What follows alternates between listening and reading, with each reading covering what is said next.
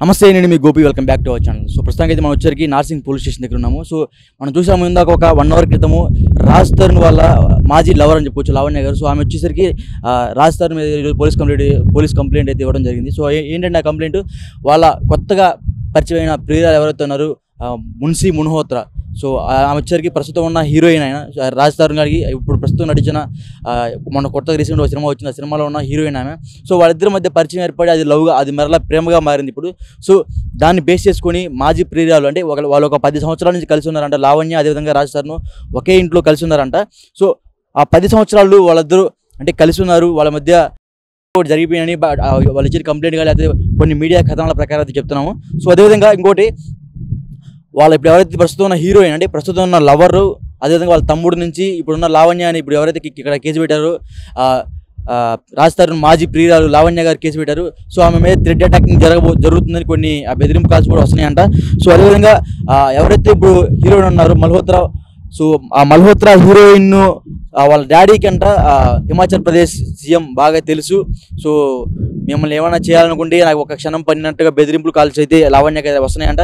So మేము కూడా లావణ్యకి phone చేసే ప్రయత్నం అయితే చేసాము, బట్ ఆమె అయితే రెస్పాండ్ కాలేదు. ప్రస్తుతం ఇప్పుడైతే మనం నార్సింగ్ పోలీస్ స్టేషన్లో ఉన్నాము. అసలు ఏం జరిగింది, ఎలా జరిగింది, అదేవిధంగా కంప్లైంట్ ఎప్పుడు ఇచ్చారు, రాజ్ తరుణ్ మీద ఎప్పుడు చర్యలు తీసుకోబోతున్నారు అనేది ఇప్పుడున్న లోపల సిఐ గారు ఉన్నారు, SHO station house officer. So ఆయన అడిగి తెలుసుకునే ప్రయత్నం చేద్దాము. సో అదేవిధంగా ఇంకొకటి వచ్చరికి ఆమెని థ్రెడ్ అటాక్ అంటే వాళ్ళ తమ్ముడు అదేవిధంగా ఇప్పుడు ఎవరైతే హీరోయిన్ వాళ్ళిద్దరి మీద అయితే కేసు నమోదు చేయడం జరిగింది. అదేవిధంగా రాజ్ తరుణ్ మీద కేసు నమోదు చేయడం జరిగింది.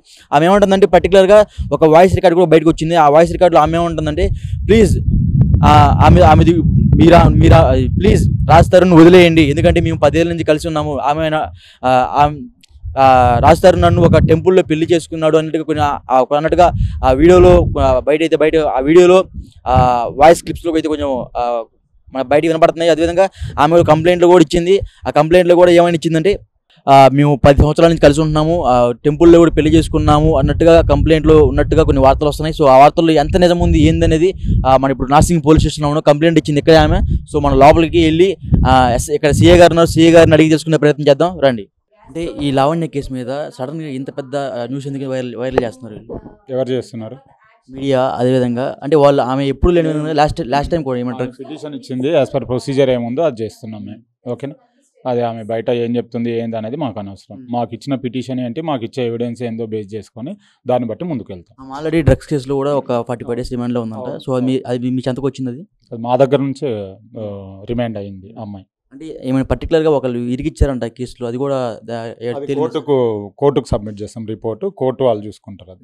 ఓకే, ఆమెకి థ్రెట్టింగ్ కూడా చాలా వస్తుందంట. హిమాచల్ ప్రదేశ్ సంబంధించిన సీఎం కూడా వాళ్ళకి ఎవరైతే ఇప్పుడు హీరోయిన్ ఉందో వాళ్ళకి బాగా క్లోజ్ అంట. సో ఆమెకి బాగా థ్రెట్టింగ్ అటాక్ వస్తుందంట, వాళ్ళ తమ్ముడు కానీ లేకపోతే ఇప్పుడు ఎవరైతే బెదిరిస్తున్న హీరోయిన్ కానీ. సో ఈ లావణ్యకి దగ్గర ఆడియో క్లిప్ ఉంది.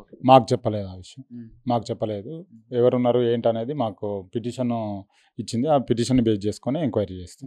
అంటే సహజంగా 10 ఏళ్ళు కలిసి ఉన్నారంట వాళ్ళు, మరి సడన్గా ఇంతలోకి ఇట్లా ఏమైంది? అది తెలియదు, అది చెప్పలేదు మాకు, ఎందుకనేది చెప్పలేదు. పిటిషన్ ఇచ్చింది, వెళ్ళిపోయింది అని చెప్పింది. ఫర్దర్గా ఏమైనా ఎవిడెన్స్ ఉంటే అది యాజ్ పర్ ప్రొసీజర్ ఏముందో చేస్తాం. ఓకే, ఆ పిటిషన్లో కొంచెం ఏముంది కొంచెం క్లారిటీ చెప్పండి. ఇదే ఉంది, ఇద్దరం కలిసి ఉన్నాము, ఇప్పుడు నన్ను వదిలేసి వెళ్ళిపోయిండు, వేరే అమ్మాయితో ఉంటుండు. సో రాజ్ తరుణ్ నాకు కావాలి, నేను ఆయన దగ్గరే ఉండాలనుకుంటున్నాను ఉంది. అది దీని మీద యాక్షన్ తీసుకోమని ఇచ్చింది. మరి రాజ్ తరుణ్ మేము వెళ్ళారా, మీరు యాక్షన్ తీసుకుంటాం యాజ్ పర్ ప్రొసీజర్ ఏముందో ఫాలో అవుతాం. Okay, thank you sir.